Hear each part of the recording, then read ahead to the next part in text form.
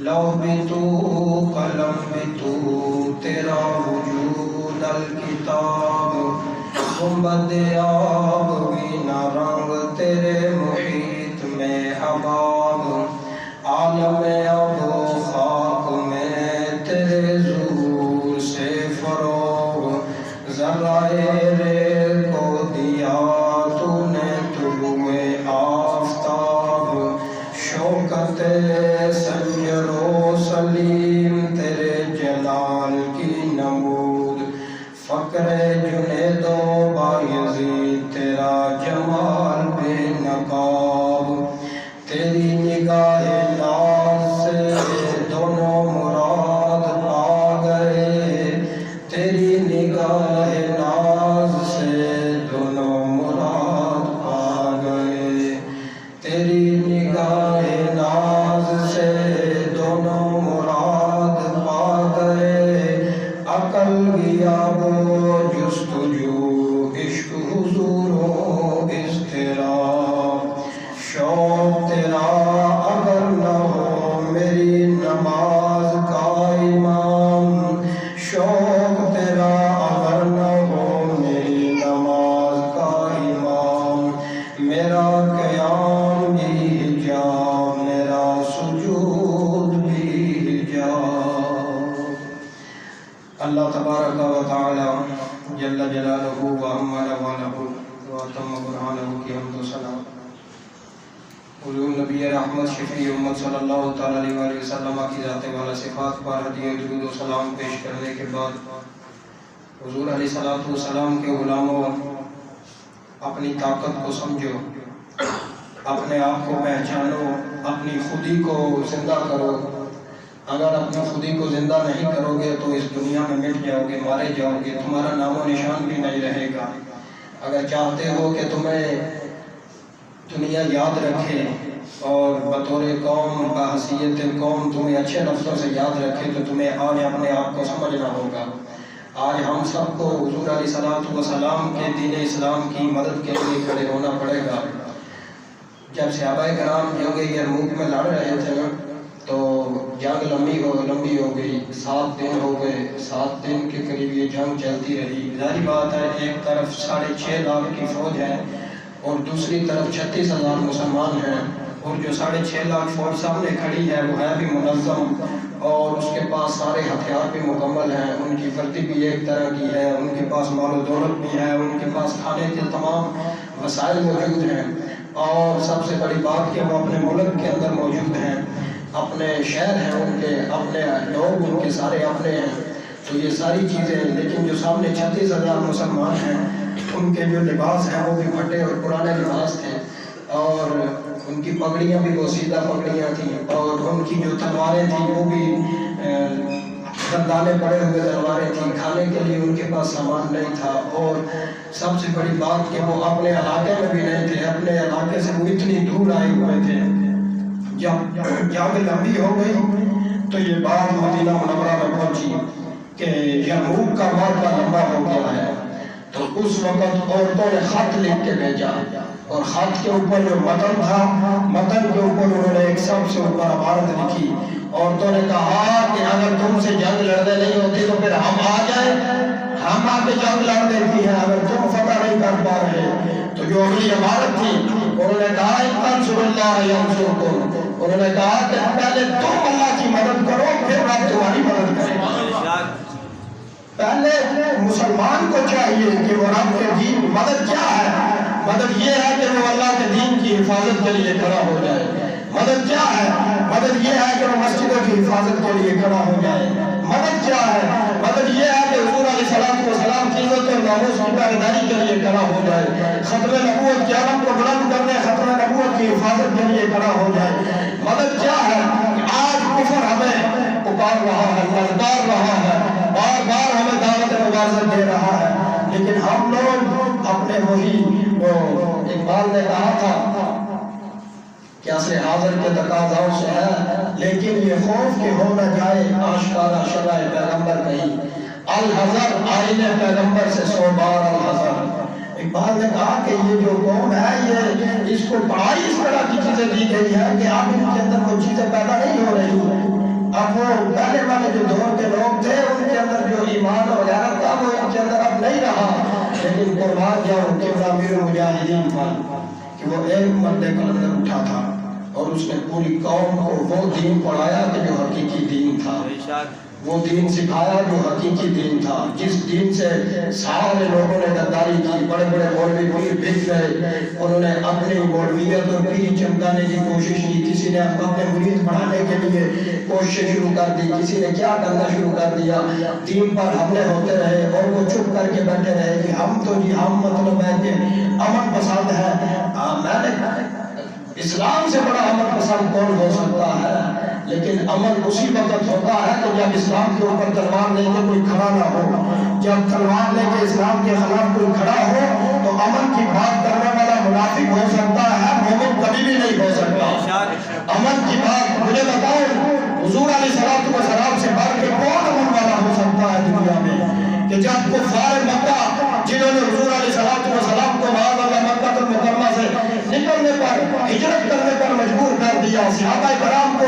مکہ چھوڑ کے مدینہ جانے پر، حبشہ جانے پر مجبور کر دیا، جب میرے آقا نے مکہ فتح کیا تو فتح کرنے کے بعد جا کے ساروں کا معاف فرما دیا، اور اس سے بڑا امن کون سا ہو سکتا ہے؟ اس سے بڑی امن، لیکن ساروں کو معاف کیا، آپ معافی کا اعلان کیا، مگر میرے آقا نے فرمایا جتنے گستاخ ہیں ان سب کو قتل کر دیا جائے۔ گستاخوں کو اس وقت بھی معافی نہیں ہوئی۔ آج گستاخ کی بات ہو تو مولوی اور پیر بھی امن کی بات کرتے ہیں، آج فرانس کی بات ہو، آج انگلینڈ کی بات ہو، آج ہالینڈ کی بات ہو، مولوی پیر بھی امن کی بات کرتے ہیں۔ تو یہ بات یہ مجھے بتاؤ کہ اخلاق حضور صلی اللہ علیہ وسلم سے بڑھ کے کس کے اخلاق ہو سکتے ہیں؟ کیا 1400 سال میں کوئی اور بلکہ آدم علیہ السلام سے لے کے قیامت تک کوئی ایسا بندہ آ سکتا ہے جس کے اخلاق اس طرح کے ہوں؟ معاذ اللہ۔ یا رسول اللہ اخلاق کہتا کر آپ کا اخلاق بھی عظیم، آپ کا خلق بھی عظیم، آپ کی خلق بھی عظیم، آپ کی محبتیں بھی عظیم، آپ کے اپنے امت کے ساتھ پیار بھی عظیم، آپ کا چہرہ مبارکہ بھی عظیم۔ صحابہ کرام فرماتے ہیں کہ آپ کا چہرہ مفتوحہ ایسا تھا کہ رسول اللہ اگر کوئی معجزہ نہ لے کر آتے تو رسول اللہ کی صداقت کے لیے آپ کا چہرہ ہی کافی تھا۔ جن کا چہرہ ہی اتنا حسین اور جمیل، تو میرے آقا علیہ الصلوۃ والسلام کو جب اسلام کے لیے تلوار کی ضرورت پڑی، میرے آقا نے تلوار اٹھائی اور میرے آقا 100 جنگوں میں خودیہ صحابہ کرام کو بھیجا، تو آج کا مولوی پیر کیسے کہہ سکتا ہے کہ نہیں جی دین جو ہے وہ اخلاق سے پھیلا ہے، وہ تلوار سے نہیں پھیلا، یا تلوار کی ضرورت نہیں، وہ رسول اللہ کی تلوار کی نفی کیسے کر سکتا ہے؟ اپنی اگر بندے کے اندر خود ہمت نہ ہو، اگر بندہ خود بزدل ہو، اور یہاں میرے بابا جی فرمایا کرتے تھے کہ بزدل بندے کو اپنی بزدلی کے بارے میں کہنا چاہیے نا کہ میں بزدل ہوں، رسول اللہ کی تلوار کی نفی نہیں کرنی چاہیے، رسول اللہ کی تلوار کو بیان کرنا چاہیے کہ میرے آقا نے اس تلوار کے ساتھ میدان میں تشریف لے کر گئے اور پھر کافروں سے جا کے مقابلہ کیا، پھر میرے آقا علیہ الصلوۃ والسلام کے سگے چچا حضرت امیر حمزہ کے جگر اور کلیجے کاٹے گئے اور ان کو چبایا گیا، پھر سیدنا امیر حمزہ کے ناک کان کاٹے گئے اور حضرت انس بن نضر رضی اللہ تعالی عنہ رسول اللہ کے صحابی آپ کے جسم کا قیمت مان دیا گیا۔ یہ باتیں کس نے بتانی ہیں؟ آج میں اگلے دن ایک جگہ پہ گیا تو میں نے دیکھا کہ ایک مولانا صاحب وہاں پہ بیٹھے تھے، تو وہ مولانا صاحب جتنی دیر 1 گھنٹہ کے قریب، پونا گھنٹہ ہم وہاں بیٹھے رہے، وہ مولانا صاحب وہاں بیٹھ کر کرونا کے فضائل پہ گفتگو کرتے رہے،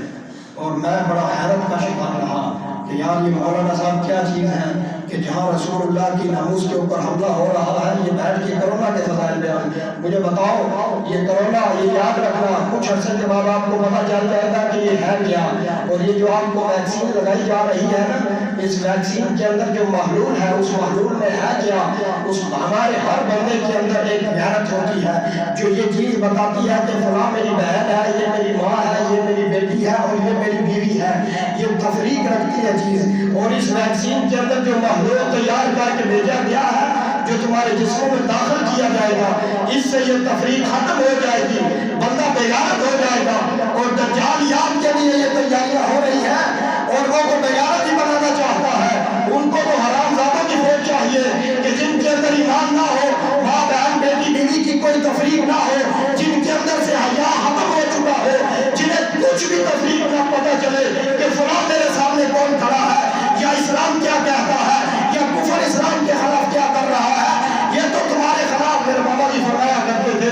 آپ نے فرمایا کہ کفر پہلے پوری تیاری کرتا ہے اور پھر جو اس نے خفیہ پلان بنایا ہوتا ہے وہ لوگوں کے ذہنوں میں امیدتا ہے اپنی پوری طاقت کے ساتھ, اور اپنے سارے ہتھیار استعمال کرتا ہے, میڈیا کے ذریعے, سوشل میڈیا کے ذریعے, پرنٹ میڈیا کے ذریعے اپنے سارے ہتھیار استعمال کرتا, جس طرح اس نے افغانستان میں سارے ہتھیار استعمال کیے اور ان کو باغی قرار دیا, ان کو دہشت گرد قرار دیا, اور پوری دنیا کو افغانستان کے سامنے لا کے کھڑا کیا اور اس کو لتاڑ کے رکھ دیا اور کہا کہ یہ دہشت گرد ہے. آج اسی طرح قیامت کو تمہارے سامنے بیان کیا جا رہا ہے اور اس طرح پیش کیا ہے. ان قریب تم دیکھو گے جب تم اس وبا سے باہر نکلو گے تو تمہیں پتہ چل جائے گا کہ یہ بیماری کم تھی, سازش زیادہ تھی, اور یہ وہ چیز نہیں تھی جو تمہیں بتائی جا رہی تھی. اور یاد رکھنا, یہ پوری دنیا کی معیشت کو تباہ کرنے کے لیے یہ ایک پلان کھیلا گیا ہے, اور پوری دنیا کے لوگوں کو ایک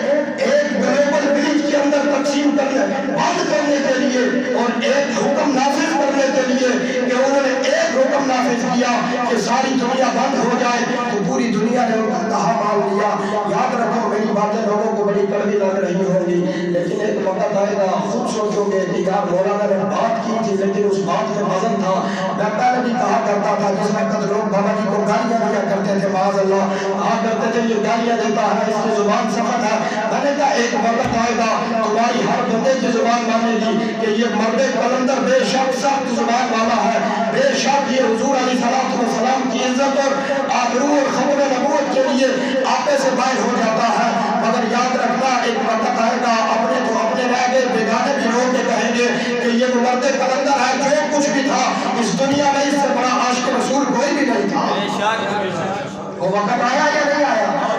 آیا وہ وقت یا نہیں آیا؟ بتاؤ. وہ وقت آیا اور آج پوری دنیا مان رہی ہے, اپنے تو اپنے بیگانے بھی مانتے ہیں. وہ کہتے ہیں جو کچھ بھی تھا مگر اس سے بڑا عاشق رسول ہم نے دیکھا ہی نہیں ہے. میں نے کہا دیکھتے بھی کیسے, تمہاری آنکھوں میں تو پٹی لگی ہوئی تھی, تم تو جب تک وہ زندہ رہا. مگر قربان جاؤ ان لوگوں کی قسمت پر کہ جنہوں نے بابا جی کی زندگی میں آپ کا ساتھ دیا اور آپ کا ساتھ دیتے ہوئے, لیکن الحمدللہ آپ کو اس دنیا سے جانے نے بھی قوم کی آنکھوں سے پٹی اتار کے رکھ دی ہے. اب آہستہ آہستہ وہ لوگ بھی مان رہے ہیں جو پہلے انکار کیا کرتے تھے, لیکن اب بھی وہ مان جائے ان کے لیے اس بات کے اندر بہتری ہے, کوئی بات نہیں. لیکن میں یہ آپ کو سمجھانا چاہ رہا ہوں کہ جو کرونا کی لہر دوبارہ چل پڑی ہے نا, خدا کے لیے اس میں اس مرتبہ اپنی مسجدوں کو بند نہ ہونے دینا, اپنی مسجدوں کی صفیں نہ ٹوٹنے دینا, کیونکہ بابا جی فرمایا کرتے تھے کہ حضور صلی اللہ علیہ وسلم کو جو اللہ رب العالمین نے علم مبارک عطا فرمایا ہے, علم جو عطا فرمایا ہے, فرمایا کہ کائنات میں جتنی ریت موجود ہے نا, کائنات میں یہ اعلیٰ حضرت نے فتاوی رضویہ شریف میں یہ حدیث پاک نقل کی ہے, کائنات میں جتنی ریت ہے اس ریت سے ایک ذرہ اٹھایا جائے گا تو اس ذرے کے برابر اللہ رب العالمین نے ساری کائنات آدم علیہ السلام سے لے کے قیامت تک آنے والے آخری فرد کو اس ذرے میں سے ہر بندے کو عقل عطا فرمائی ہے. اتنی عقل ساری کائنات میں تقسیم کی ہے. پھر فرمایا کہ باقی جتنی دنیا میں ریت موجود ہے اس ساری کے برابر اللہ رب العالمین نے عقل جو ہے وہ رسول اللہ کو عطا فرمائی ہے.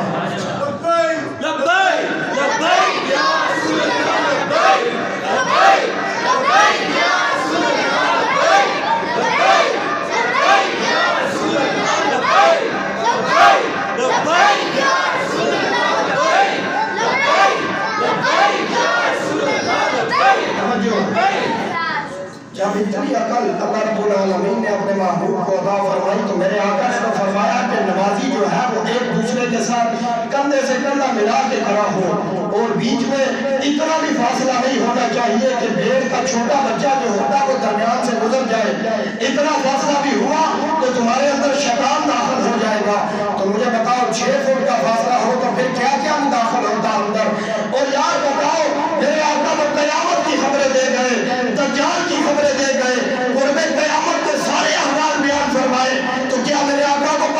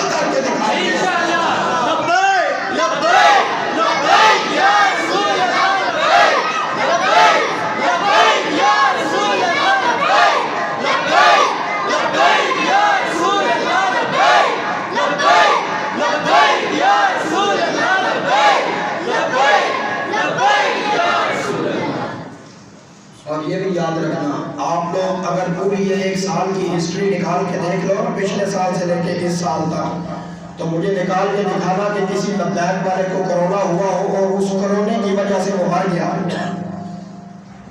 یہ مجھے کوئی ہسٹری نکال کے دکھائے کہ لبیک والے کو کرونا ہوا ہو اور وہ اس کرونے کی وجہ سے مر گیا ہو۔ یہ یاد رکھنا، جو اپنے نبی کی عزت کی حفاظت کے لیے نکلتے ہیں، مجھے بتاؤ کیا رب تعالیٰ ان کی حفاظت نہیں کرتا؟